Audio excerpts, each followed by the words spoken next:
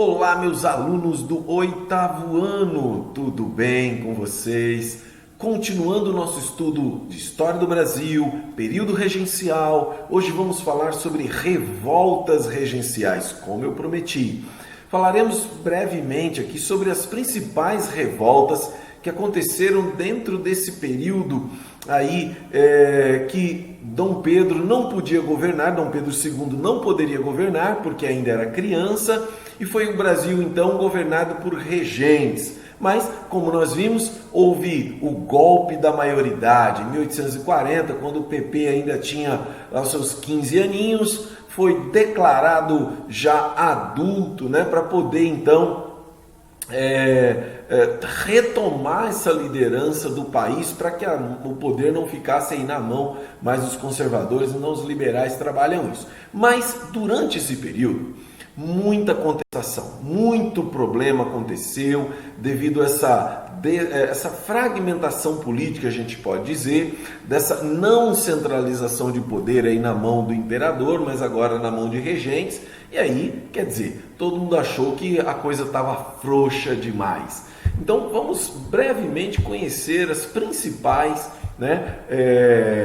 revoltas do período regencial. Só para a gente iniciar, você tem aí 4 delas expressas nesse mapa. Né? No Grão-Pará, que é a cabanagem, a balaiada aí no Maranhão, a sabinada na Bahia e a Guerra dos Alfaiates no Rio Grande do Sul, ok? Então, para você entender que várias regiões do país, elas estavam vivendo momentos de revolução, ou de tensão, aliás, e revoltas, claro.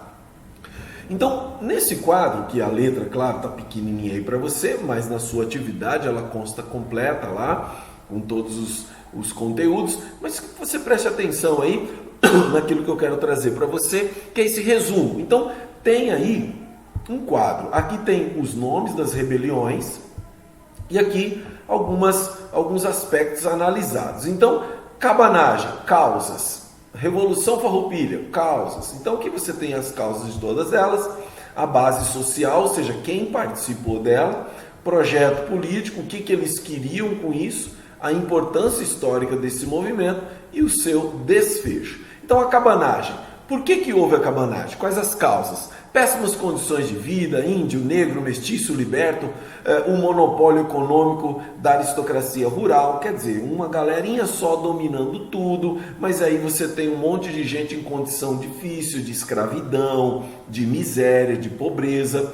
Quem então vai ser a base social dessa revolta? Vai ser justamente esses homens pobres livres. Então é uma revolta que tem um forte caráter popular, ou seja, as pessoas estão envolvidas nela, né? As pessoas comuns estão envolvidas nessa rebelião. O que eles queriam com essa rebelião? Proclamação de uma república, o federalismo, democracia, ou seja, que todos pudessem votar, um voto universal, todos pudessem votar, e aí a implantação dessa república traria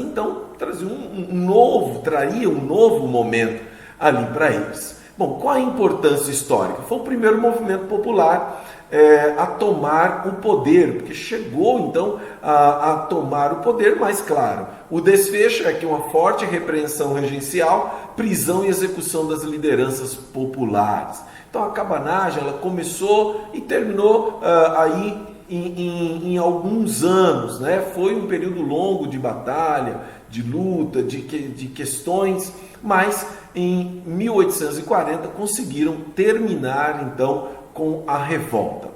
E a Revolução Farroupilha? Bom, essa é mais elitizada, né? Nós estamos falando dos grandes estancieiros do Rio Grande do Sul, produtores de carne seca, que estavam enfesados aí com os impostos que estavam altos, impostos sobre a carne seca, sobre o charque gaúcho, né? E também, claro, um forte sentimento de autonomia. Queriam independência, queriam ser autônomos. Até hoje existem movimentos no Rio Grande do Sul, Paraná e Santa Catarina, que falam aí de uma divisão, um afastamento do Brasil.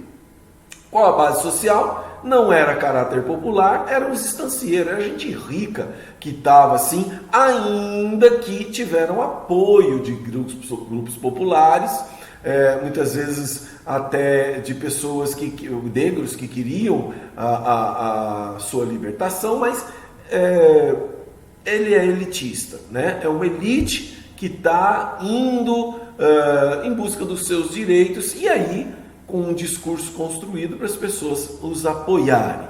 Qual o projeto político? Mesma coisa, república, federalismo, separatismo, transformar ali aquela região num país independente. Focos de poder, onde está o poder centralizado no Rio Grande do Sul e em Santa Catarina dessa revolta. Foi a revolta mais longa, mesmo o golpe lá da maioridade não resolveu o problema, ela se estendeu ainda até 1945, 1845, então durou aí cerca de 10 anos. De acordo então com o desfecho, houve a incorporação dos oficiais farroupilhas do Exército Brasileiro, redução de taxações sobre o charque gaúcho. Fizeram um acordão, todo mundo se deu bem no final, só não quem morreu na batalha, lógico. Sabinada, Bahia, entre 1837 e 1838, rapidinha, né? Também uma luta contra esse elitismo político, restrição das decisões políticas da aristocracia. É uma luta contra essa elite que queria mandar sozinha. Só que tinha outros grupos que queriam mandar também. Nesse caso, a base social é de classe média de Salvador. Não é da classe popular, lutadora, batalhadora, não. É uma classe média que quer mais espaço, que quer compartilhar das benesses, dos benefícios aí do poder, né? E de outras coisas mais. Então, era isso que eles queriam, né? Essa participação, as camadas médias da sociedade de Salvador, da Bahia. Qual o projeto deles? A maioridade e ampliação da participação política. Querem ter mais participação, como eu disse agora há pouco. Qual a importância? Mais importante, movimento social em defesa da monarquia. Por quê? Eles queriam que fosse estabelecida a maioridade de Dom Pedro II. Eles foram um dos grupos que lutaram para Dom Pedro II se tornar imperador logo. Então eles eram defensores da monarquia. Sofreu uma forte repreensão regencial dos regentes, né? Dos regentes que eram contrários a eles. Por último, mas não a última ainda, porque depois a gente vai falar de uma outra, mas por último nesse quadro, a balaiada no Maranhão. O que eles estavam lutando? Quais eram as causas que levaram à luta? Exploração dos grandes proprietários de terra sobre massa de homens pobres do Maranhão. Muito parecido com a cabanagem, né? Exploração, miséria, são componentes importantes para fazer um povo se levantar. Grupos populares envolvidos, artesão, pequenos proprietários, escravos, pessoas que estavam residindo nos quilombos e tudo mais. Então ela é de caráter popular, até mais popular ainda do que a cabanagem, né? Mas ela é muito forte o caráter popular. O que eles queriam? República, federalismo, reforma agrária. Por isso que eu disse que é ainda mais intensa o seu caráter popular. Então, querem república. Ninguém quer monarquia, gente. Só a Sabinada, alguns da Sabinada, que queriam a monarquia mesmo, né? O povo da Sabinada. Por isso que Sabinada. Vamos lá. Expressão do conflito social, proprietários e não proprietários. Ali era uma luta entre quem tinha terra contra quem não tinha terra. Qual o desfecho? Forte repreensão do Estado regencial. O governo regencial reprimiu, prendeu gente, matou gente e tudo mais. Mas eu quero dar um destaque à revolta dos malês. Por quê?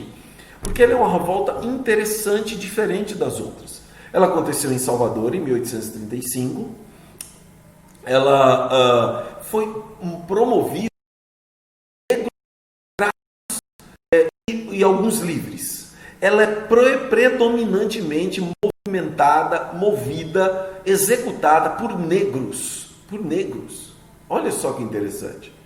E essa revolta tem mais uma coisa interessante. Esses negros eram muçulmanos, né? Principalmente muçulmanos. Tinha outras religiões também.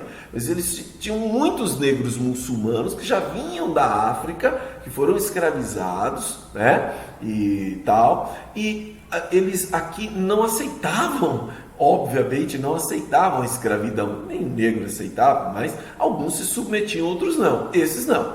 Então eles eram denominados genericamente de malês e promoveram essa revolta.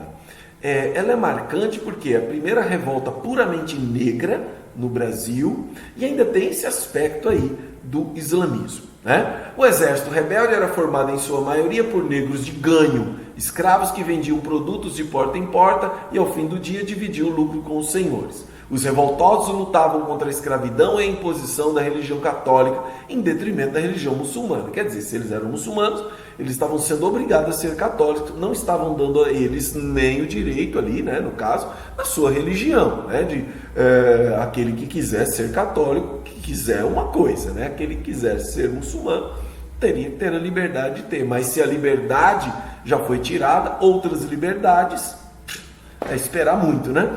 A repressão oficial resultou no fim da revolta dos malês, que teve muitos mortos, feridos e presos. Mais de 500 negros libertos foram degredados para a África. Quer dizer, acho que para muitos foi até bom, né? Voltou para a África lá, não sei o que acontecia lá. Mas o que acontece é que essa revolta, ela foi muito interessante na história do Brasil. Ok, galera? Pois é, então, é isso aí. Bons estudos para vocês. Vamos pegar firme aí, hein? Tchau, tchau.